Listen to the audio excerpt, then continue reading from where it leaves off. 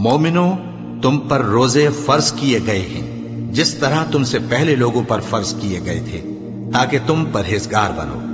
روزوں کے دن گنتی کے چند روز ہیں، تو جو شخص تم میں سے بیمار ہو یا سفر میں ہو تو دوسرے دنوں میں روزوں کا شمار پورا کر لے۔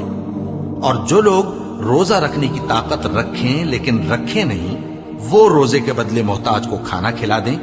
اور جو کوئی اپنی مرضی سے زیادہ نیکی کرے تو اس کے حق میں زیادہ اچھا ہے، اور اگر سمجھو تو روزہ رکھنا ہی تمہارے حق میں بہتر ہے۔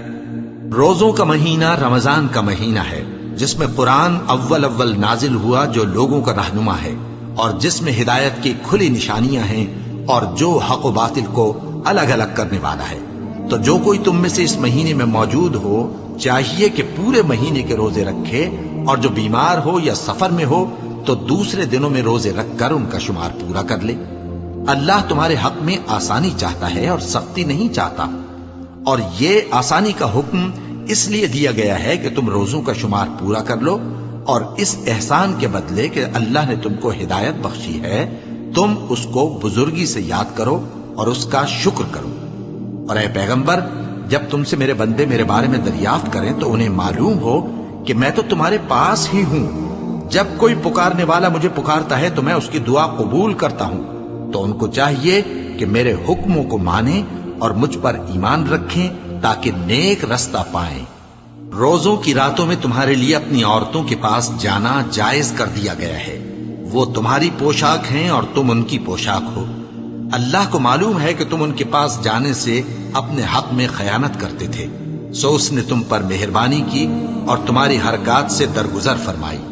تو اب تم کو اختیار ہے کہ ان سے مباشرت کرو، اور اللہ نے جو چیز تمہارے لیے لکھ رکھی ہے یعنی اولاد، اس کو اللہ سے طلب کرو اور کھاؤ اور پیو، یہاں تک کہ صبح کی سفید دھاری رات کی سیاہ دھاری سے الگ نظر آنے لگے۔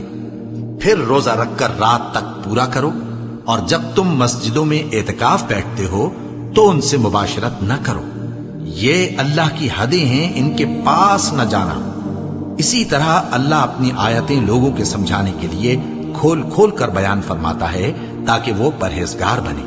اور آپس میں ایک دوسرے کا مال ناحق نہ کھاؤ، اور نہ اس کو رشوتاً حاکموں کے پاس پہنچاؤ تاکہ لوگوں کے مال کا کچھ حصہ ناجائز طور پر کھا جاؤ، اور اسے تم جانتے بھی ہو۔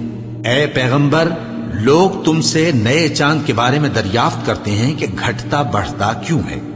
کہہ دو کہ وہ لوگوں کے کاموں کی میعادیں اور حج کے وقت معلوم ہونے کا ذریعہ ہے، اور نیکی اس بات میں نہیں کہ احرام کی حالت میں گھروں میں ان کے پچھواڑے کی طرف سے آؤ، بلکہ نیکوکار وہ ہے جو پرہیزگار ہو، اور گھروں میں ان کے دروازوں سے آیا کرو، اور اللہ سے ڈرتے رہو تاکہ کامیاب ہو جاؤ۔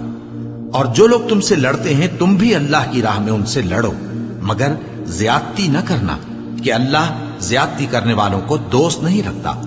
اور ان کو جہاں پاؤ قتل کر دو، اور جہاں سے انہوں نے تم کو نکالا ہے یعنی مکے سے، وہاں سے تم بھی ان کو نکال دو۔ اور دین سے گمراہ کرنے کا فساد قتل و خونریزی سے کہیں بڑھ کر ہے۔ اور جب تک وہ تم سے مسجد حرام یعنی خانہ کعبہ کے پاس نہ لڑیں تم بھی وہاں ان سے نہ لڑنا۔ ہاں، اگر وہ تم سے لڑیں تو تم ان کو قتل کر ڈالو، کافروں کی یہی سزا ہے۔ پھر اگر وہ باز آ جائیں تو اللہ بخشنے والا ہے، رحم کرنے والا ہے۔